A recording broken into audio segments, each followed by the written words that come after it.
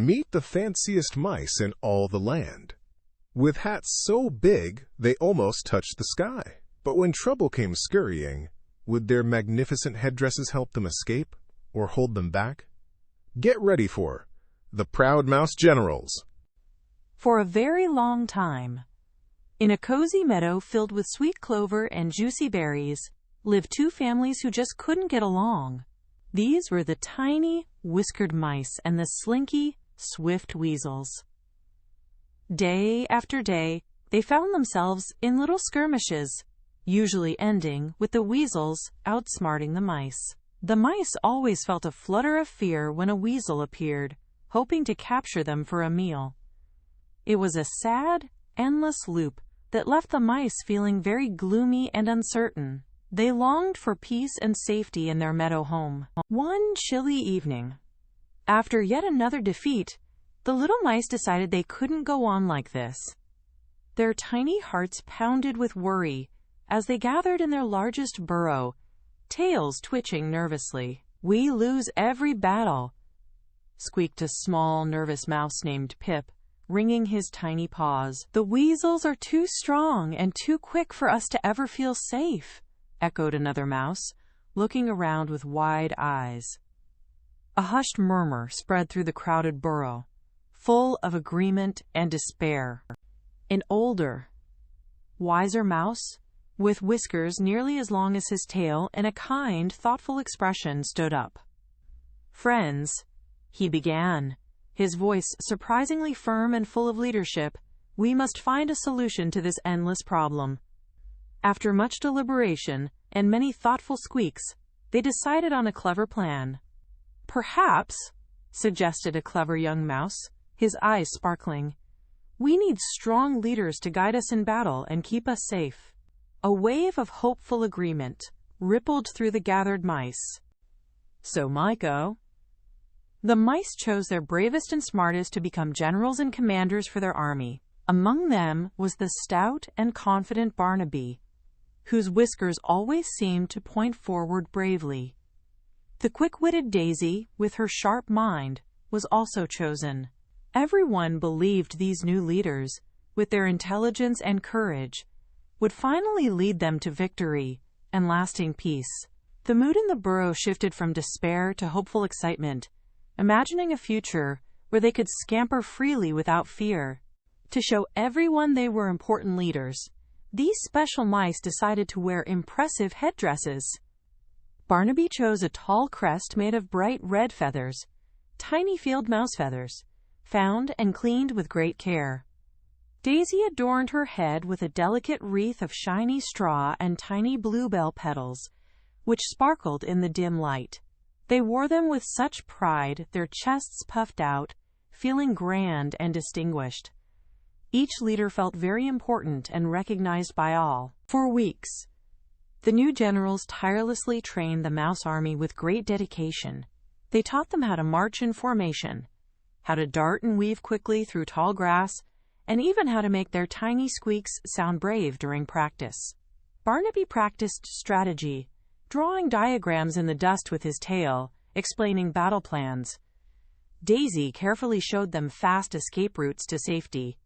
The meadow echoed with their determined tiny footsteps as they prepared for war. Finally, feeling ready and full of newfound courage, the mouse army sent a challenge to the weasels. A brave young messenger mouse darted across the meadow with a tiny rolled-up leaf, delivering the daring message near the weasels' den. The weasels, always keen for a tasty meal, chuckled gleefully. "A battle?" snarled one long, slender weasel named Sly, his eyes gleaming with delight. "How delightful! Fresh, plump mice for supper sounds like a wonderful idea tonight." The other weasels rubbed their stomachs with glee, imagining the delicious feast. They sharpened their tiny claws on rough bark, their long bodies twisting with anticipation. A shiver of cold, predatory excitement ran through the entire weasel troop, eager for the challenge. They couldn't wait for the sun to rise on battle day.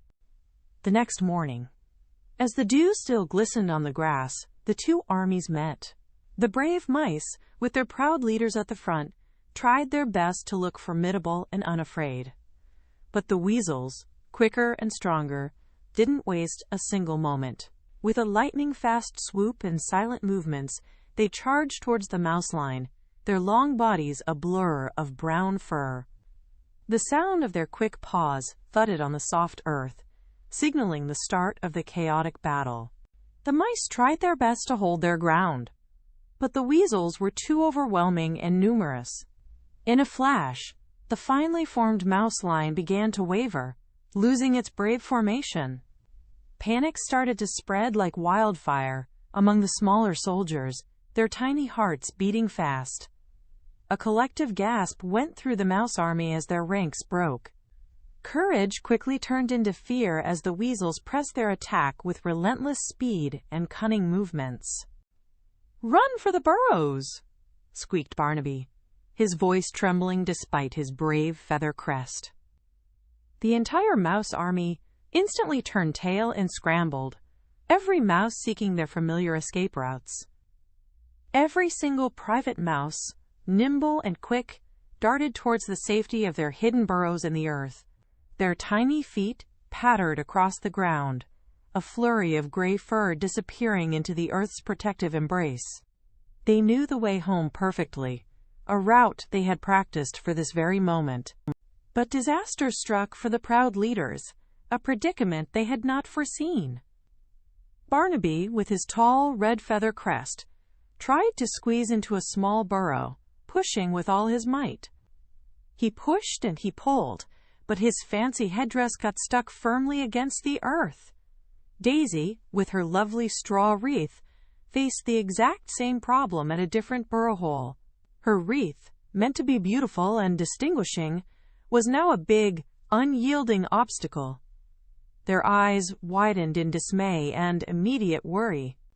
The weasels, watching from a short distance, let out delightful chuckles at the mouse leaders' predicament. "Look at those silly leaders, all dressed up," snarled Sly, already heading towards them with a confident stride. They had noticed the fancy adornments all along, finding them amusing. The weasels didn't even have to hunt for their dinner that night. It was waiting right there for them. It was a feast they hadn't expected to be so easily obtained. Because of their grand crests, the mouse leaders sadly could not escape the hungry weasels. Not one of them made it to safety, a tragic end to their pride. The weasels carried them off, triumphantly returning to their own dens for a delicious meal. The plain, nimble private mice, however, were safe and sound in their simple homes, their hearts heavy for their lost leaders. They had learned a harsh, unforgettable lesson about what truly matters in times of danger. From that day on, the mice never chose leaders based on fancy outfits or proud displays. They realized that true leadership wasn't about looking important or wearing grand adornments, but about being clever, practical, and able to care for everyone's safety. It was about making choices that truly helped and protected, not hindered escape when it was most needed. Simplicity and quick wit were far more valuable than any feather or straw decoration, ensuring everyone's well-being. And so, the mice of the meadow learned that humility and practicality always prevail over vain pride. Ever dreamed of being the hero? Now you get to be the star. Your adventure starts at TalesMio. Visit talesmio.com now.